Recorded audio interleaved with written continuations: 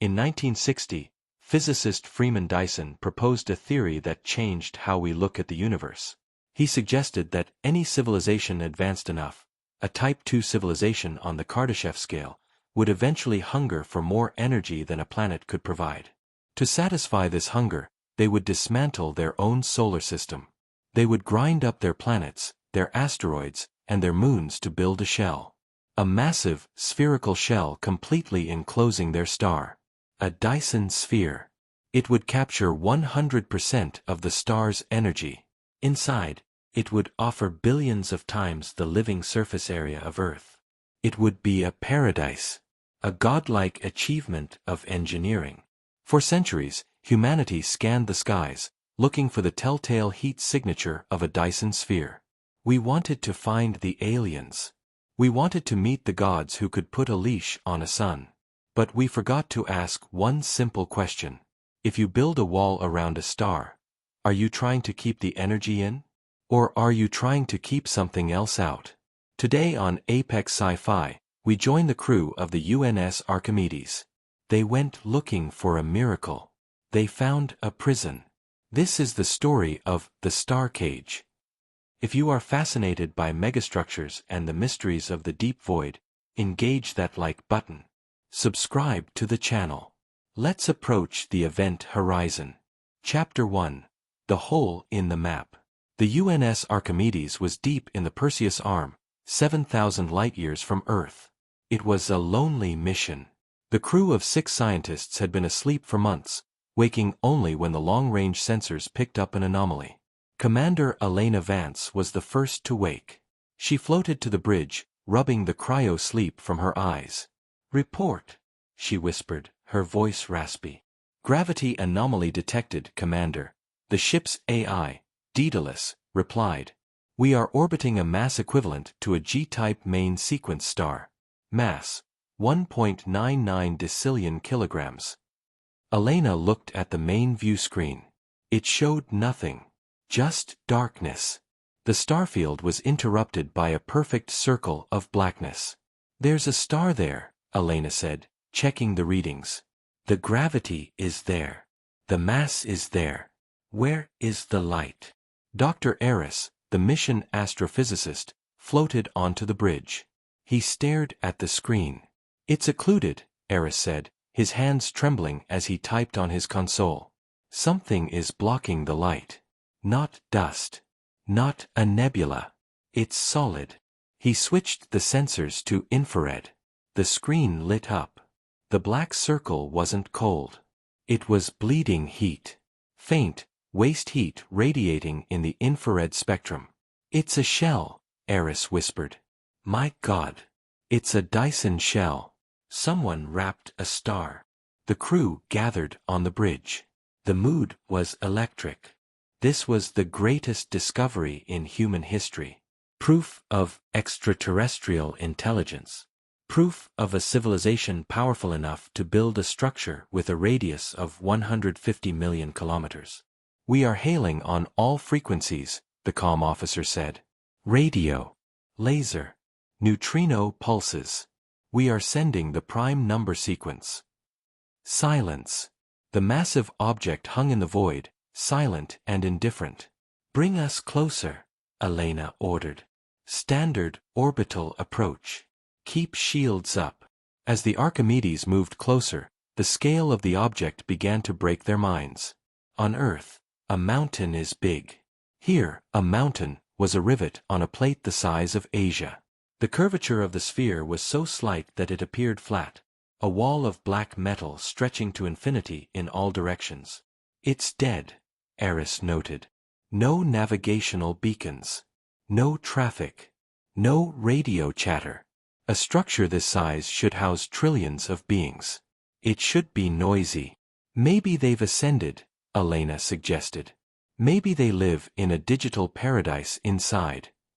"Or maybe," the tactical officer muttered, "they're all dead." The ship crossed the threshold of the outer atmosphere.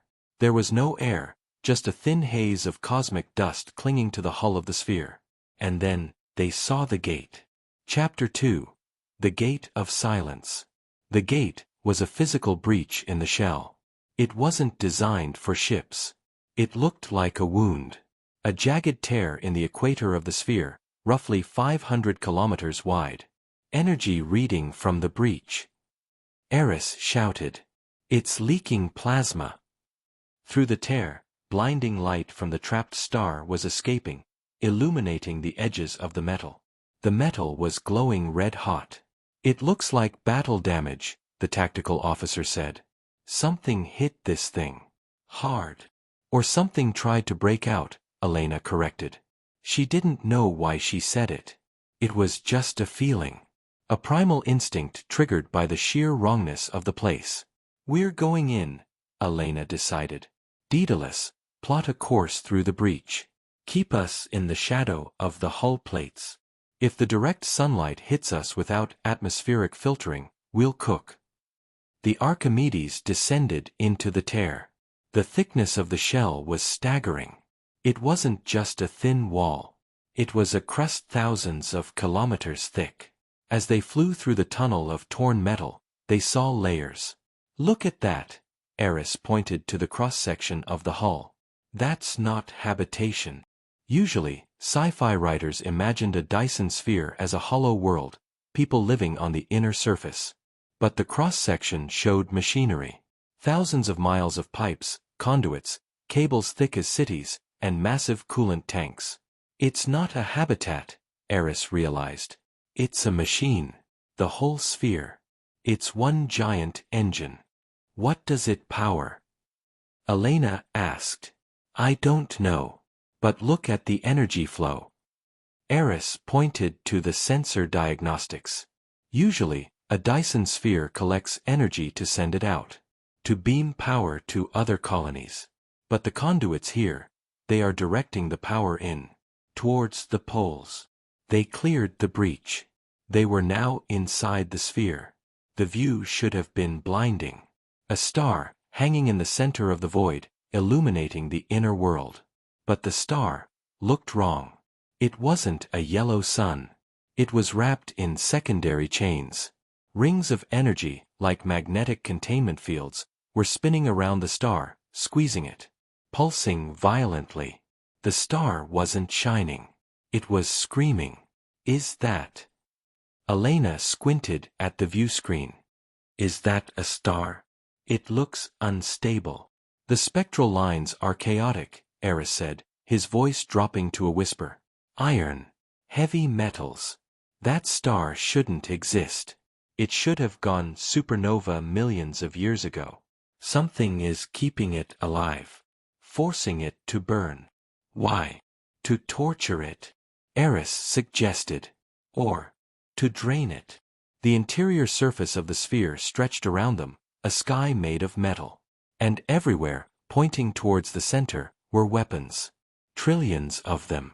Batteries of laser cannons the size of moons. Gravity projectors.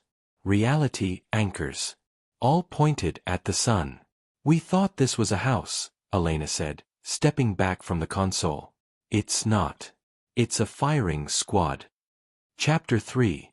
The Thing in the Fire. The Archimedes drifted closer to the central star. The radiation shielding was holding, but the temperature inside the ship was rising. Eris, Commander Elena said, watching the main screen. Why are the weapons pointing in? Who builds a gun to shoot their own sun? Dr. Eris was staring at the spectral analysis. His face was pale, illuminated by the orange glow of the display. It's not a sun, Commander, Eris whispered. Not anymore. Look at the core density. It's infinite. A black hole. No. A black hole eats light. This thing is eating the star from the inside out. Eris pulled up the holographic model. The star is a shell. A camouflage. There is an entity inside the photosphere. A parasitic energy form. It anchored itself to the star millions of years ago and started feeding. The civilization that built this sphere, they didn't build it to harvest energy. They built it to cut off the food supply. Suddenly, a sound echoed through the ship. Not through the speakers, but through the hull itself. A deep, resonant tchum-tchum, like a heartbeat the size of a planet. On the view screen, the surface of the sun rippled. A massive shadow, thousands of kilometers long, pressed against the plasma from the inside. It looked like a hand trying to push through a curtain of fire. "It knows we're here," the telemetry officer screamed. "The neutrinos. They changed spin. It's reacting to our consciousness." "Consciousness?" Elena asked. "It's a psionic entity," Eris realized, horror dawning on him. "It doesn't just eat fusion. It eats thought. It eats civilizations. That's why the sphere is dead. The builders, they didn't ascend.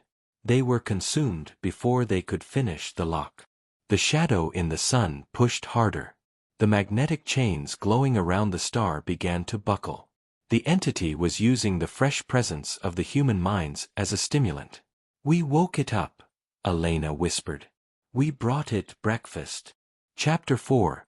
The Automated Response. The sphere was old, but it wasn't dead. It was automated. For eons, the station's AI had one job: keep the prisoner weak. Keep the prisoner contained. And now, it detected a new variable. A foreign contaminant interacting with the prisoner. Energy spike on the inner shell. Tactical shouted. "The wall is moving." Above them, the sky of metal began to shift. Massive hexagonal plates, each the size of France, detached from the superstructure. They weren't just plates. They were drones. Limitless, silent, geometric wardens. They rotated, revealing glowing red eyes, weapon apertures charged with antimatter. "They are targeting the entity?" Elena hoped. "No," Eris said, watching the tracking solutions. "They are targeting us. To the system, we are an infection. We are breaking the quarantine." "Evasive maneuvers," Elena yelled. "Get us back to the breach." The Archimedes fired its main thrusters. The ship pulled 10 gs, spinning away from the star. Behind them, the first warden fired. A beam of red coherent light sliced through the space where the ship had been a second ago. It hit a stray asteroid. The asteroid didn't explode, it vanished. Atomized. "They are sanitizing the area," Tactical reported. 300 contacts closing in. "They are trying to box us in." "Daedalus," Elena barked at the ship's AI. "Can you hack them?" "Negative, Commander. Their encryption is older than the human species. It is based on multidimensional math. I cannot talk to them. I can only predict their firing patterns." "Then predict." The ship danced through a storm of red beams. The hull groaned. The heat shields were failing. But the real danger wasn't the machines behind them. It was the thing below them. The entity in the sun was thrashing now. It sensed the chaos. It sensed the weakness in the containment field caused by the wardens diverting power to kill the humans. A tendril of black nothingness erupted from the surface of the sun. It lashed out, not at the humans, but at the wardens. It struck one of the massive city-sized drones. The machine turned gray, then crumbled into dust. "It's draining them," Eris screamed. "It's using the wardens as batteries. We have to leave, or we'll be part of the feast." Chapter 5. The Chain Breaker. The breach was 5,000 kilometers away. The Archimedes was pushing its engines past the red line. The vibration was shaking the bolts out of the bulkheads. "Warning, core temperature critical," Daedalus announced calmly. "Override safeties." Elena shouted. "Burn it all." Behind them, the war between the cage and the prisoner was escalating. The entity had breached the photosphere. It wasn't a dragon or a monster. It was a cloud of sentient entropy. It expanded rapidly, swallowing the magnetic containment rings. The Dyson Sphere reacted. The inner surface began to glow white. The firing squad of trillion lasers prepared to fire simultaneously into the sun, a scorched Earth protocol. "They're going to detonate the star," Eris realized. "They're going to kill the host to kill the parasite." We need to be on the other side of that wall when it happens. Elena grit her teeth. Daedalus hit the breach. The ship rocketed towards the jagged tear in the metal sky. A warden blocked their path. A massive monolith of black metal. Ramming speed? The pilot asked, terrified. No, Elena said. Fire the warp probes. The Archimedes launched a spread of navigational probes ahead of the ship. They weren't weapons, but they had miniature warp field generators. They detonated in front of the warden, creating a momentary distortion in spacetime. The warden's targeting sensors glitched for a microsecond. The Archimedes slipped past, scraping its belly against the alien metal. Sparks the size of houses flew into the void. They punched through the breach. Out of the fire. Out of the machine. Into the cold, silent void of space. Jump! Elena screamed. Anywhere. Just jump. The warp drive engaged. Just as the stars stretched into lines, the rear sensors caught one last image. The tear in the Dyson Sphere glowed blindingly white. Then, a pulse of purple darkness erupted from it, shattering the edges of the breach. The sphere held. But it was cracked. The Archimedes emerged in safety, 3 sectors away. The crew didn't celebrate. They just sat in the silence of the bridge, listening to the cooling fans. They had gone looking for gods. They found a dungeon. We deployed a constellation of warning buoys around that sector. Navigation hazard. Do not approach. We lied. We told the public it was a black hole instability. We didn't tell them about the sphere. We didn't tell them about the thing inside. But Dr. Eris monitors the long-range transmissions from the warning buoys. He says the sphere is leaking. Not matter, but dreams. Nightmares are spreading to the nearby colonies. People dreaming of a black sun. Of a hunger that never ends. The cage is holding. For now. But nothing lasts forever. Not even the stars. This has been Apex Sci-Fi. Some doors in the universe are locked for a reason. If you enjoyed this journey into the dark, hit the like button. Comment below, what would you do if you found a Dyson Sphere? Enter, or run. Subscribe. And keep your eyes on the stars. But don't look too closely. End of recording.